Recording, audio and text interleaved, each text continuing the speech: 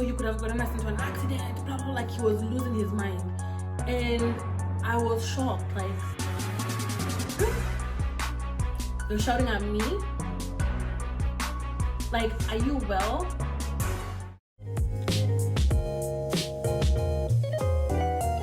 Hey guys, welcome back to another video. My name is Amanda for those who do not know me, and I am so excited to see you guys today because we are gonna be discussing something really interesting, and that is 10 red flags that you need to avoid while dating. Number 1, they talk about themselves constantly. Everything is about them. And all you're gonna hear is this. Me. Everything revolves around them. These people are selfish, they are self-absorbed, and they do not care about anything or anyone but themselves. You need to run if you meet a person like this. You could ask them a question about themselves, but they just wanna talk. They will never ask you anything because they don't care. They want to have a platform to express themselves and talk about how amazing they are, and they want you to sit down and listen and be a fan and just be like, oh wow, you're so amazing, but they will never listen to you. You could be on a date and you will ask them questions and they'll keep answering, but they'll never ask you anything back. Or even if they ask you anything in return for the sake of courtesy, I promise you, once you answer, they'll find a way to flip it back and make it about themselves. I told you guys a story in the other video of the 10 guys that I dated before I met my husband. Insta-ho, he was a classic case of a person that was selfish and self-absorbed. Anything you say to him, he will make it about himself. If you tell him you're sick, it will be, oh, even me, that time I was sick, or make sure you don't infect me. Like, he will never care about your well-being. Everything is about them. If you got a promotion at work or something happened or your business is going well and you tell them, oh, guess what, this and this happened, oh, even me. Everything is about them, and they do not give a heck about what you're doing, where you're going. They just want you to be a fan and to fawn over them and think they're so amazing. They will never give you a chance to talk, and even when you're speaking, they will probably be absent-minded. They'll be looking at their phones, they'll be looking at other people, they'll be looking outside. So definitely a person who is consistently and constantly talking about themselves is a big red flag.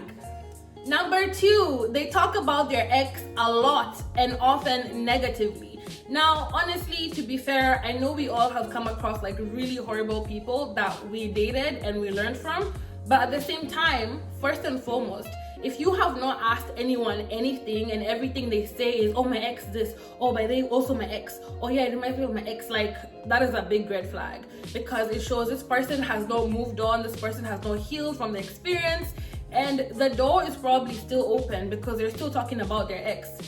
Secondly, I think that it is important to ask people about their past relationships.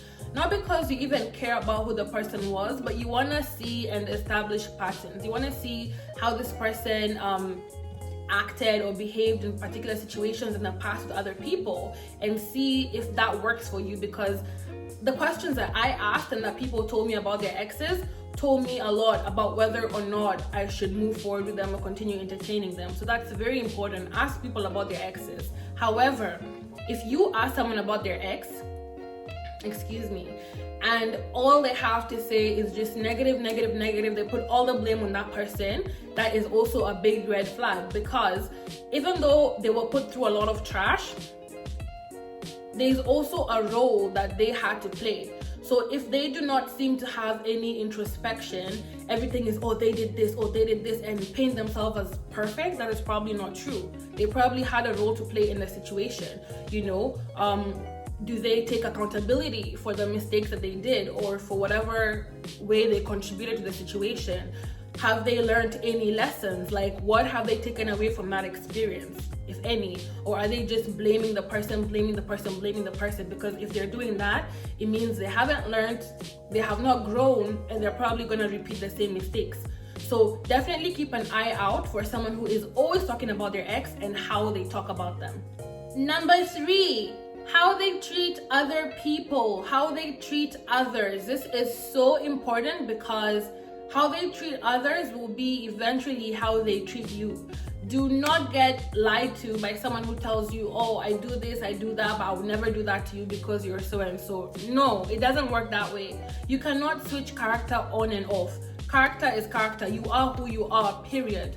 So if someone is disrespectful to people that they feel especially cannot benefit them in any kind of way, a gate man, a shamba boy, a maid, you know, like whoever, a waiter, a server, if they're rude to them, if they're impatient, if they talk badly, if they talk slick, trust me, your time is coming, because once they get comfortable with you, they will do the same with you.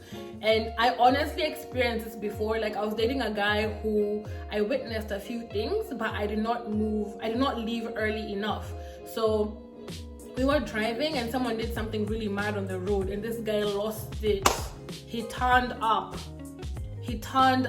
man. Like, he turned up. He was shouting out of the window. He was honking his horn. He was even trying to follow this person. Like, the guy was turned. And for me, I was really worried. Like, the whole time I was just like, I could not believe it.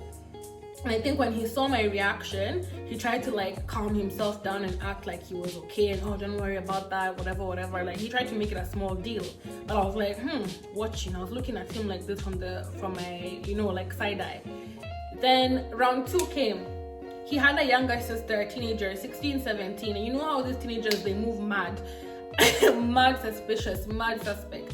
So she wanted to go for a party, but was trying to lie about it because she knew that he wouldn't let her go, and he was like her caretaker.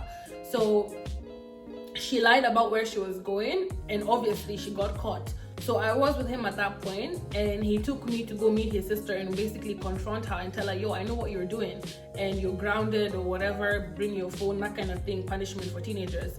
So when we went, this guy blew up, like shouting like a vein on his head. He's pouring saliva all over the place. Like, it was mad. I was even afraid, and I was like, this guy can beat someone. Do you know what I mean? And me, I can't. Like, this, it was so scary to me. I decided to just kind of remove myself from the situation. So I distanced myself from this person for a while, actually, like quite a while. And then over time, you know, he was bothering me, he was calling me, he was sending me flowers and gifts. He was, you know, please give me another chance, like, I'll be better, I promise, like all this stupid shit, because I listened. All this stupid ish. And I listened because I was bored. Do not ever entertain a person because you're bored. Never ever. Please, never ever entertain anyone because you're bored. But I did. And I suffered because of it. So I agreed to kind of put him on probation and watch him. I shouldn't even have been entertaining him at all, but I decided to kind of hang out with him a little bit and, you know, go out on a date or two, hang out a little bit. So, you know, I agreed, and I went back to spending time with him, not knowing that my time was coming. My time was standing on the side, just doing stretching exercises, you know, getting limber, stretching, and getting ready to come and whoop my ass. Like, my time was around the corner because I did something. I don't know what it is I did. And I'll let you know, me, when I get used to people, like my family, my close friends, I'm very silly. I make a lot of jokes. I'm very playful. And sometimes I can be a little bit stubborn. So I definitely need to be around people who have patience.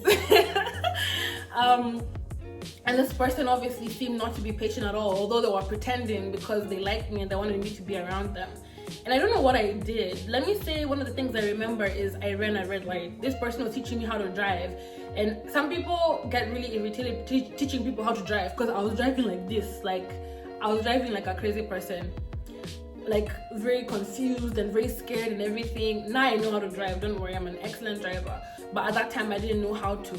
And I ended up running a red light by mistake. So it was a scary situation for a few seconds because anything can happen. But this guy exploded on me. He was shouting, what the heck is wrong with you? Like, what, you're using like F-bombs, like what the F is wrong with you? Like, you know, you could have gotten us into an accident, blah, blah, like he was losing his mind. And I was shocked, like, you're shouting at me? Like, are you well? Me? Amanda, Nyambura, Igigwe, Mwaniki, Balogun, you're shouting at me? As in, I could not believe it. I could not believe it. That's a story for another day. But anyway, this guy's in the trash. He's still somewhere in the trash decomposing. We forgot about him. We've moved on. But like, this guy exploded at me, and I should have known better because I saw the signs coming, but I chose to ignore them. I chose to ignore my intuition, and you should never ever do that. If someone shows you who they are, believe them. How someone treats other people will be how they will treat you eventually. So once you see someone treating other people poorly, bounce. Leave before you experience it for yourself. Leave. Number 4, they set no intentions. Someone who does not make any intentions for you guys while you're dating is someone that is not serious, because if you fail to plan, you plan to fail. I'm smart. Yes, if you plan to fail. If you fail to plan, you plan to fail. Because where are you going if you do not have a plan? Do you know what I mean? Like, ultimately, everything is in God's hands. I believe that He is the author of everything. But you also have to have direction. You also have to decide where you want to go and what you want to do. So if you're dating someone, if you're talking to someone, if you're getting to know someone and you know why you're talking to them, why shouldn't they know? Like, where is this person taking you? And people make it look like it's clingy to ask, but why should you not ask what you guys are doing? Why should there not be why should you guys not, why wouldn't you want to know what this is? Do you know what I mean? Like, are you just dating for the sake of dating? Like, what is that? Even me with my friends, I don't just have friends for the sake of having friends. I'm very like strict with the people that I have around me because I want to protect my energy. So my friends, we are friends because we support each other. We're there for each other. We have the same values and beliefs. We both want to grow. Like, we are on the same path. Do you know what I mean? We know where we want to go together. So why are you hanging out with a person that you don't even know where you stand in his life? It doesn't make sense to me. So if a person does not want to make plans or give you his intentions, it means he has no plan for you. If you're asking a guy, where do you see yourself in the next 2, 3, 5 years? This person is talking about his career, his body, like health, physical health, traveling, going here, and you guys have been seeing each other for a while and he doesn't mention anything about you. You need to walk. You need to go where you are wanted, not where you're tolerated. Number 5, they cannot be alone. This is a big deal because I feel like it goes over people's heads, and it's very important to talk about because these people basically have deep wounds, like a big open dark void within themselves, and they use like a plethora of people to distract themselves or to numb the pain, and that isn't fair. Because if you come across this kind of person, hopefully it's not you, but if you come across this kind of person, like, they probably don't even like you like that. You just happen to be there and you happen to be good enough for them to latch onto until the next person comes by. So these people have not taken time to heal. They have not taken time to like evaluate themselves or to do any kind of introspection. Everyone they meet is just a rebound because they go from relationship to relationship to entanglement, situationship without pause. They are afraid to be alone, and you cannot use another person as a crutch to help you get through your issues. You need to learn to be alone. You need to learn to fix yourself and be comfortable with your own company before you can bring someone else into your space. So if you meet someone that has never been single, that has never been on their own, and when I say single, I mean truly single, not single but in entanglements, not single but with a FWB, like truly single. If you meet someone who has never done that, you need to look at that as a red flag. Number 6, you do not like his circle of friends. I believe that birds of a feather flock together. You cannot meet one person and then the entire group of people that he hangs out with tend to be like people of questionable morals, scammers, F-boys, like just weird people. And then out of the blue, miraculously, he just happens to be the good one, you know, the sweet one, the different one. No. Birds of a feather flock together, sis. If you have a crate of apples, 12 apples, and he's the one good apple, right? What do you think is gonna happen if the rest are bad? Is this one good apple gonna make the 11 rotten ones good? No. More often than not, the 11 bad apples are gonna make the one good one rot. You are the sum of the 5 people you have around you. I will not hang out with particular people because we are not the same. We do not have the same values. Like, we're not in alignment with each other. The people that you will see around me are people that I have things in common with. So the same is true for this person. So if you like are dating or is considering dating someone and you do not like their circle of friends, you feel like they have questionable morals, then sis, it is time to question this person as well. Number 7, he has no money, no coins, no moolah. This is a big red flag because I believe that no matter what your income level is, if you're financially responsible, you will never ever be broke. You will be able to use whatever coins you get to match your lifestyle, to be comfortable. But if you're broke, to me, I feel like you're not managing your finances well and you have no business trying to date anybody.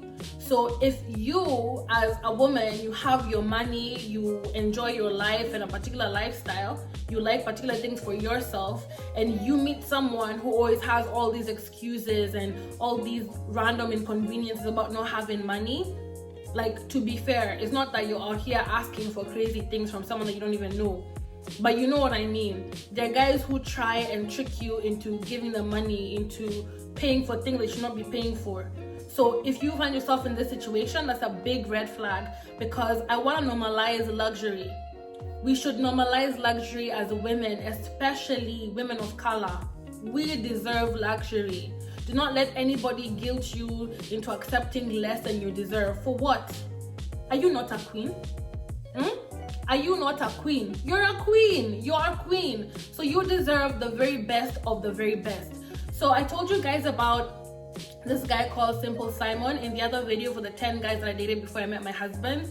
And you know, he basically came out to meet me. He asked me out to take me for dinner to a nice place, and he came dressed like a shamba boy. Like, he came dressed like Jesus!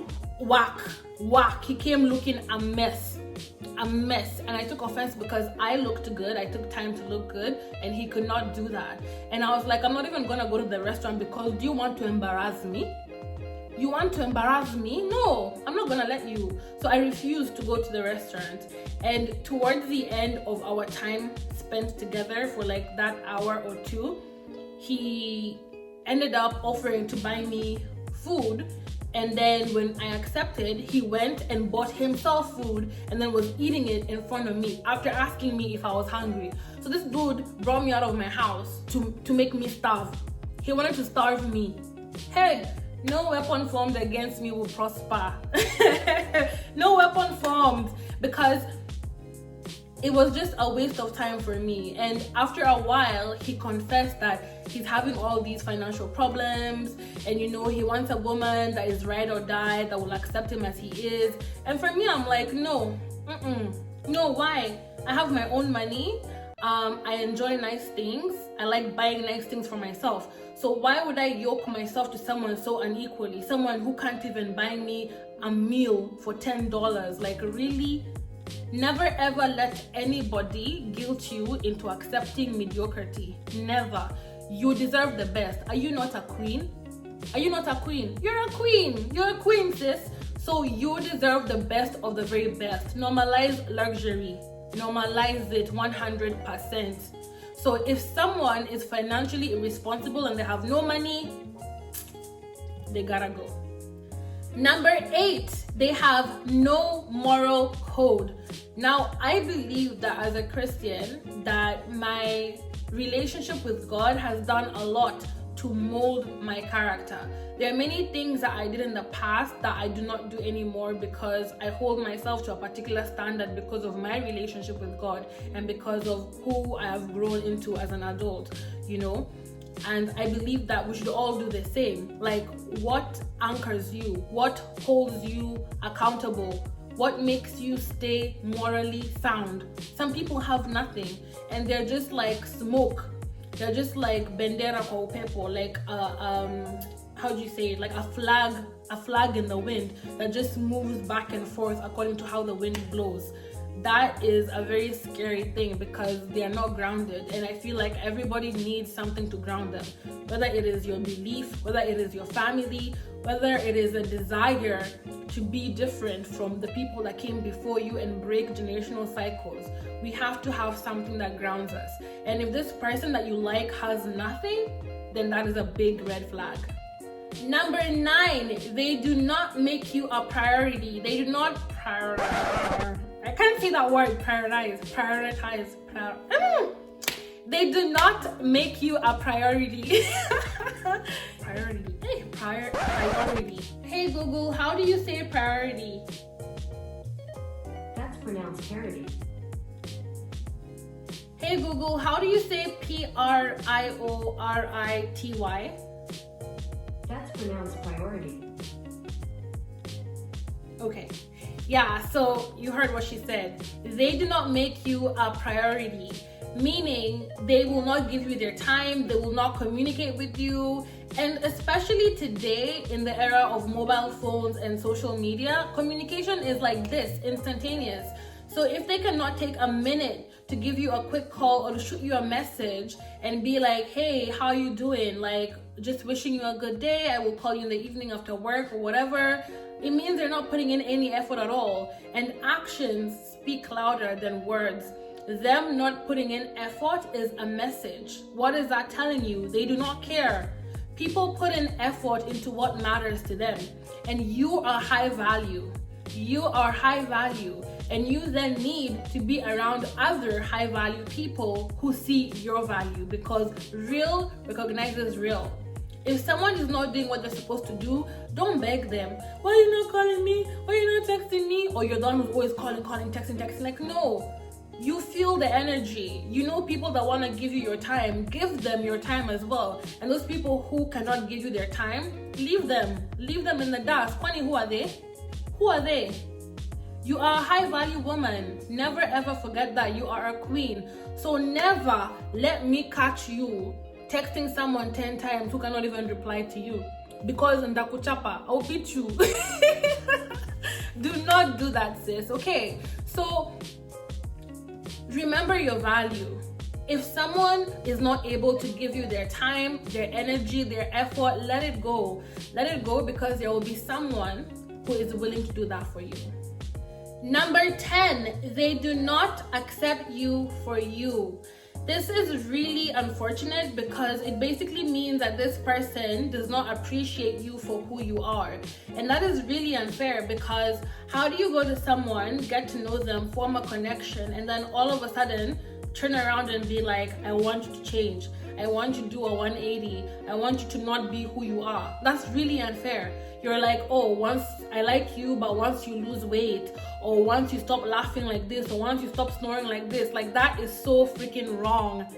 Leave them alone if that's the case. Leave them alone. Like achana nae, leave them, because that quality that that person is criticizing will be the same quality that another person will appreciate. So never do that. If you do not like someone, leave them and go to someone whose qualities that you appreciate, because I have been in a situation with a person that thought I was too opinionated, I thought I was too talkative, and they literally hated it about me. They wanted me to be this cute, silent wife material, and I'm not about that life. What is wife material? Me, I'm not wife material. I'm not.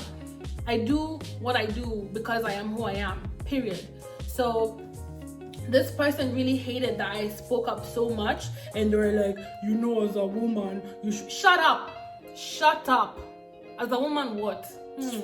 Anyway, those same qualities that this person disliked about me are some of the qualities that made my husband fall in love with me, because he loved that I was opinionated. He loved that I spoke back if I felt like someone was being disrespectful to me. He loved that I was not shy about airing my opinions. So that same personality that I have, that my husband enjoys, my talkativeness that he loves so much, is the same thing that this other person did not like. One man's meat is another man's trash. You know, okay, I'm never trash, he's trash. But something that one person will appreciate, another person will not. And that's okay, because you can never be everyone's cup of tea.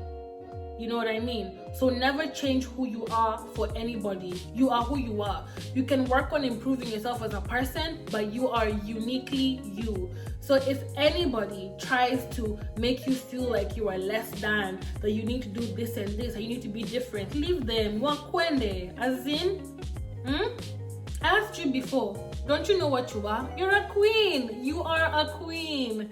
Period. I want to hear back from you guys. So if you have any other red flags that I have not been able to mention, please go into the comments and help your sisters out, because we need all the information that we can possibly get. And if you enjoyed this video, like, comment, and subscribe below, so that as soon as I post my next video, you will be the first one to get that notification. Thank you for watching.